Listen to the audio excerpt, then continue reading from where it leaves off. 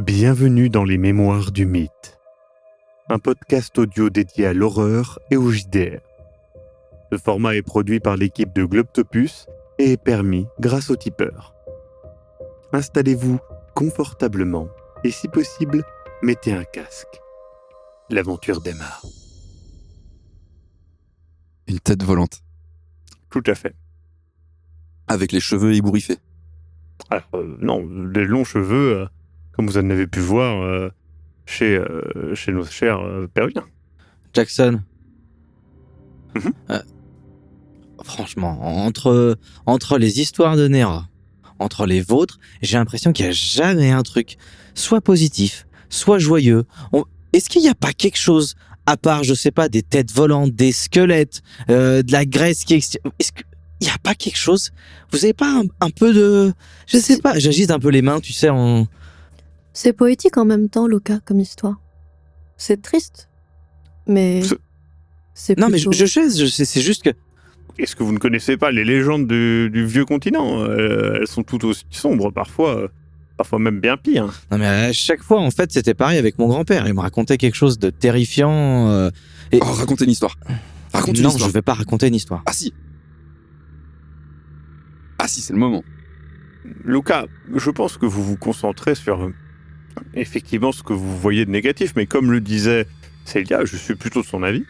Ce n'est pas parce que quelque chose parle de sujets graves, de sujets effrayants, de sujets inquiétants, que ça l'est. Ça peut être poétique. Quand on voit le ciel au-dessus de nos têtes, en ce moment même, certains y voient une myriade d'astres brûlants dans le ciel, d'autres y voient des yeux nous regardant, presque clignant à certains moments, comme face à une immense fenêtre. Et puis d'autres verront simplement des points dans le ciel. Alors, à vous de choisir le filtre par lequel vous entendez ce folklore, parce que ce n'est rien d'autre que du folklore, mais ça transmet quelque chose. Et ne vous concentrez pas, je pense en tout cas, que ça ne vaut pas le coup de se concentrer que sur le négatif. Vous voulez que je vous raconte une histoire, peut-être un peu plus terre à terre, mais sur l'archéologie? Pourquoi? Parce qu'après tout, moi qui suis médecin, c'est pas forcément C'est vrai. évident de se dire que je me retrouve dans un club d'archéologie. Essayez toujours. Hein. C'était... Je suis tout oui. J'ai hâte d'entendre ça. Au début, je trouvais que le hobby de Ward était pas farfelu, mais j'étais quelqu'un d'extrêmement terre à terre. La science, c'est ma passion. La médecine, c'est ma passion. Je trouve que la vie, c'est la chose la plus fascinante et l'idée de la préserver, c'est quelque chose qui m'a toujours beaucoup intéressée. À Boston, j'ai une clinique qui s'occupe particulièrement des patients diabétiques. On fait beaucoup de recherches. Voilà, c'est très moderne et en même temps, c'est très ancien. La chose qui m'a fait changer d'avis sur l'archéologie, c'est le jour où mon mari m'a expliqué que dans des papyrus, donc dans l'Égypte antique, des papyrus qui datent de 1500 ans avant Jésus-Christ, il est déjà fait mention d'un traitement pour une maladie très similaire au diabète qu'on connaît aujourd'hui. Et finalement, C'est formidable. voilà, il y a les légendes, etc. Mais l'archéologie, c'est aussi la science. Mais je pense pas qu'il faille forcément séparer les deux, parce que dans beaucoup de légendes, dans beaucoup de textes anciens, on retrouve beaucoup de sagesse qu'on aurait peut-être perdue si on avait décidé de pas s'y intéresser. C'était quelque chose qui tenait beaucoup à cœur à Howard. Je suis sûre que malgré le danger et malgré le froid, il aurait beaucoup aimé vous rencontrer tous et voilà. Eh bien écoutez, je suis d'avis que cette histoire que vous venez de nous raconter le maintient d'une certaine manière, un peu en vie. Et je pense que c'est ça, le folklore aussi. C'est maintenir des choses, des histoires en vie. Et oui, des fois ça se transforme de manière poétique, peut-être un peu cryptique, peut-être un peu inquiétante, mon cher Luca, mais toujours de manière intéressante. Non, mais... Je comprends ce que vous voulez dire. Je me souviens aussi de choses comme ça. Oui, c'est vrai, on peut le voir avec je sais pas, un regard différent ou un espèce de point de vue. Mais non, mais je comprends. Après, je ne conseille pas le traitement d'époque pour le diabète qui était, je crois, de l'eau, de la fontaine aux oiseaux, certaines baies, des fibres de la plante acide, du lait. Je n'ai plus les termes exacts en tête, mais je pense que ce n'est pas forcément idéal. Après, justement, ces substances-là, certaines touchaient à des choses qu'on étudie. Mais bon, l'eau de la fontaine à oiseaux, je pense que c'est pas nécessaire. Écoutez, je vous invite à vous reposer. Je vais installer les mules dans un endroit un petit peu plus... et du coup, il les met en fait à côté d'une falaise pour qu'elle soit en gros difficilement atteignable par un puma. Et il dit, comme ça, voilà, mon cher Luca, nous n'aurons pas forcément à faire des tours de garde trop longs. Hein. Je pense qu'il vaut mieux dormir, se préparer. Demain, nous avons beaucoup de chemin à faire. Hein. En parlant des tours de garde qu'on va effectuer pour les éventuels pumas et autres, est-ce que vous avez des conseils particuliers pour faire face à un puma ? Est-ce qu'on peut leur faire peur plutôt que de Oui, les attaquer ? je pense que le mieux est de les effrayer. Déjà, confirmer que c'est bien un puma. Parce que, voilà, ça peut être autre chose, comme je vous l'ai dit. Un ours à lunettes ? Tout à fait. Et puis... Ou un piche-taco. Ou un piche-taco. Non, aussi bien ça peut être un simple voleur. Donc il serait dommage d'user une balle en l'air pour un voleur avec qui on peut simplement discuter. En tout cas, si vous entendez quelque chose la nuit, ne réveillez pas tout le campement au moindre bruit, puisque vous entendrez des bruits, je vous le dis, c'est certain. Essayez d'identifier le bruit. Très bien. Et donc plutôt essayer d'effrayer puma, ours à lunettes, tous ces animaux-là sont effrayables par quoi ? Oui. Le bruit ? Le bruit, faites-vous imposant, le feu. Très bien. Mais ne vous inquiétez pas, je ne pense pas que quoi que ce soit arrive. Je prends le premier tour de garde. Très bien. Bon, eh bien, bonne nuit à vous deux. Moi aussi, je vais profiter de pouvoir me reposer un petit peu. Bonne nuit. Bon courage, Luca. Merci. Qui prend le deuxième tour de garde, du coup ? Je vais le prendre. Ok. Je vais le prendre. Je prendrai le troisième.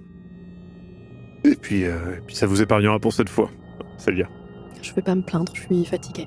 Bon, eh bien, bonne nuit à toutes et à tous. À tout à l'heure. À tout à l'heure. Vous allez donc vous coucher. Mon cher Luca, tu attends. Patiemment, en essayant de ne pas faire trop de bruit pour ne pas réveiller les autres.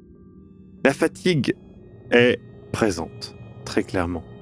Ton esprit divague un petit peu, tu repenses à ces histoires un peu inquiétantes, aux histoires que te racontait ton grand-père.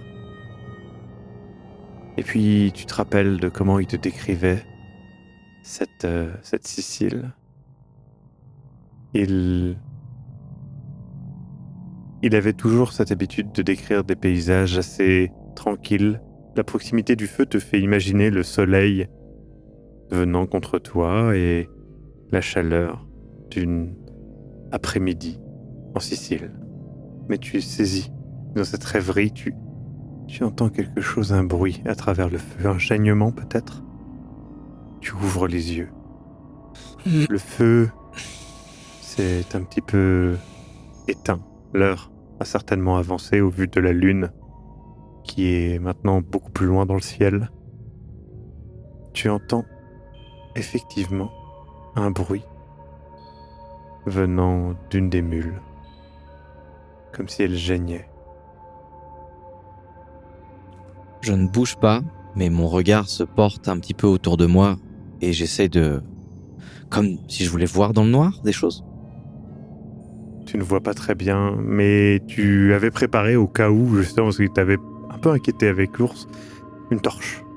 Tu as donc une torche prête à l'utilisation que tu peux mettre dans le feu pour allumer et éclairer face à toi, ou bien, tu peux utiliser cette lampe torche électrique que tu as. que vous aviez empaquetées au cas où. Je fais une torche avec le feu, j'essaie de voir, justement, de me lever. Pas faire trop de bruit, je veux pas réveiller les autres. Tu avances, utilisant toute la discrétion dont tu sais faire preuve. Chacun de tes pas est maîtrisé afin de faire le moins de bruit possible sur ce sol rocailleux. Face à toi, 2 des mules sont plaquées contre une des façades, effrayées, les yeux fous. Une autre mule est allongée au sol. Un bruit gargouillant vient d'elle et d'un coup, une tête se soulève.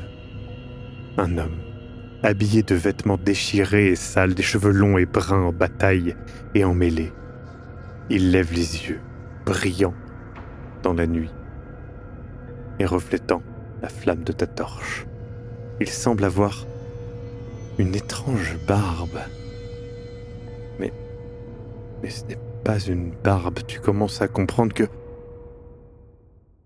Tu te réveilles immédiatement. Tu comprends, au-dessus de toi, il y a Elias, inquiet. Il te regarde, il t'enroule dans un drap et fait... Lucas. Quoi? Oh! Lucas, calmez-vous. C'est vous. Vous ne vous êtes pas réveillé. Je me suis réveillé, je ne vous ai pas trouvé. Qu'est-ce que vous faites là? On est où, là? Et tu regardes, tu es sur le sol, entre le feu et là où étaient les mules. Je regarde les mules. Il regarde aussi avec toi et vous constatez qu'il y a une des mules qui est au sol, émaciée. Une énorme blessure. Tu comprends ce qui est arrivé. Mais qu'est-ce qui s'est passé? Je sors mon arme et je regarde autour de moi. Écoutez, quoi qu'il se passe, il a dû partir. Je vous ai trouvé inconscient. Elias, il y avait quelque chose. Il y avait quelque chose. Je vous crois. Mais vous n'avez pas. Votre torche est éteinte. Il s'est passé facilement une demi-heure ou plus. Je vous ai trouvé inconscient. Il est quelle heure là? Il regarde sa montre et il fait... Il est plus de 4 heures. Oh merde. Non, je suis désolé. Ne criez pas trop. Je sais, c'est pas ça. J'ai vu quelque chose. Je vous crois. J'ai entendu un bruit qui venait en fait de l'endroit où les mules... Merde, putain! Je me frappe. C'était rien, c'était... Il y avait une silhouette. C'était un homme. Il était accroupi. Les 2 mules étaient terrorisées contre la paroi, là-bas, regardez, là. Et il était penché sur... Non mais il était là! Vous approchez, vous regardez, et effectivement, tu peux voir une blessure extrêmement similaire à celle qu'il y avait sur Trinidad. Et Elias... Putain, mais c'est pas possible! Ils doivent nous traquer, ou bien c'est un malheureux hasard. Écoutez, nous devrons faire sans Cécile. Putain, je suis désolé, c'est juste que Écoutez, calmez-vous. C'est une mule, c'est toujours mieux que l'un d'entre nous. Vous avez fait votre nécessaire, écoutez, Non mais ça va pas du tout, j'aurais dû rester réveillé, je comprends pas. Lucas, vous êtes faillible. Moi aussi, tout le monde l'est. Acceptez-le. Écoutez, ce que je vous propose, c'est... Non mais si on peut pas compter sur moi, en fait, je sers à rien. Mais on peut compter sur vous. Vous l'avez fait fuir. Vous êtes rapprochés. Vous l'avez certainement fait fuir. La flamme, il vous aurait attaqué sinon. Vous n'avez rien. Je m'auscule, je me touche les mains partout, je me retourne sur moi-même. Tu n'as rien. Si ce n'est le dos un peu sale, puisque voilà, tu es tombé sur le sol rocailleux. Et je relève en fait ma chemise un petit peu en dessous. Écoutez, vous n'avez rien, Lucas. Peut-être. Ce n'est pas... Non mais il faut aller voir les autres, peut-être qu'ils ont été blessés. Non, j'ai regardé avant de me lever, justement. J'ai d'abord été voir si Si notre bon Raymond avait pris son tour de garde, j'ai vu que vous n'étiez pas là, Mais qu'il dormait, je suis venu directement. Mais et vous, là, comment vous faites pour rester serein? C'est pas possible! Luca, je ne suis pas serein. Je suis inquiet tout autant que vous. Le problème est que nous devons avancer, nous devons comprendre ce qui se passe. Jusqu'à preuve du contraire, ces créatures, ces pichtacos, c'est ceux que vous voulez, semblent fuir. Et ils ne cherchent pas la confrontation, jusqu'à maintenant en tout cas. La seule confrontation que nous avons pu constater est celle de ce pauvre étudiant qui s'est fait poignarder. Pendant qu'il parle, j'hoche la tête avec un regard un peu perdu et puis je fouille un petit peu mon torse, ma veste et en fait, j'ai besoin d'allumer une cigarette. J'ai besoin de fumer. Bon, écoutez Luca, est-ce que vous souhaitez qu'on... Je sens que ça vous touche. Je n'ai pas envie que vous preniez mal cette situation, c'est un malheureux hasard. Vous n'êtes pas responsable de quoi que ce soit de grave. Je pense que ça peut valoir le coup de dire que peut-être c'est moi qui me suis endormi ou quelque chose comme ça. Si vous pensez que c'est... Le plus important pour moi, c'est que vous soyez à l'aise, que vous soyez prêt à agir quand ce sera vraiment nécessaire. Vous avez agi, Luca. On est tellement vulnérable ici, regardez, et là... Nous le serons jusqu'au bout. On ne peut rien changer à cela. Maintenant, Luca, je pense que vous avez fait tout ce qui était en votre pouvoir. Vous avez perdu conscience en voyant cette chose abominable. Écoutez, il en aurait été de même pour la plupart d'entre nous. J'ai ma main sur ma bouche, le regard un peu dans le vide. Vous n'êtes pas responsable de la mort de cette mule. Et nous allons avancer sans. Si vous souhaitez que je couvre votre perte de conscience afin que vous gardiez... non, c'est Pierre ridicule. Allure. Non. C'était mon tour. Je devais faire Très le bien. premier tour de garde. J'ai merdé, voilà, c'est tout. Non. Il est absolument hors de question de... Putain. Eh bien, ça montre justement que vous êtes réglo, comme on dit. Bon, écoutez, attendons un petit peu et réveillons les autres. D'accord. Vous vous êtes réveillé alors que le soleil se lève. Elias et Luca ont le visage grave. Écoutez, il s'est passé quelque chose durant la nuit. Je me suis endormi. Et plus grave que cela, une de nos mules, la pauvre Cécile, s'est fait attaquer par vraisemblablement, et il montre au loin, et vous voyez la silhouette émaciée de la mule allongée au sol. Voilà, Wow. Mais elle est morte, mais c'est horrible, qu'est-ce qui s'est passé? Non, mais j'étais en voir la train... mule. J'étais en train de regarder aux alentours, un peu rester éveillé. Et, je sais pas, j'ai commencé à partir un petit peu dans mes pensées, passer tout ça, le reste. Et... La mule est marquée de la même blessure que Trinidad.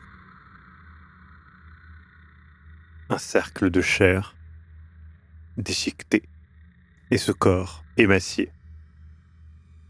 La pauvre mule Cécile est décédée de la pire des manières, tout comme Trinidad Rizzo avant elle.